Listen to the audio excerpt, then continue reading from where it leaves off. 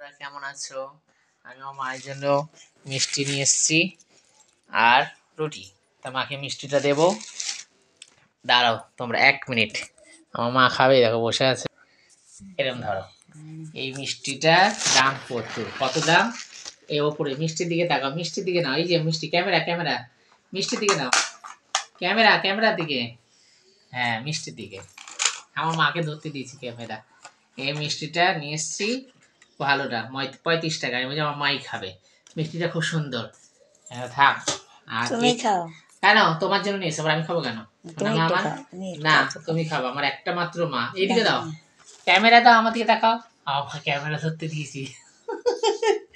আচ্ছা ঠিক আছে, আমি পরে এটা দিয়ে করে নেবো। এই যে আমার বাবা খাবে, বাবার জন্য। বাবা রসমালাই, বন্ধুরা রসমালাই খাবে, আমার মাকে তো ক্যামেরা ধরে রয়েছে। মাকে এবার খেতে দেবো, ঠিক আছে? দেখো কেমন লাগছে। আমায় না,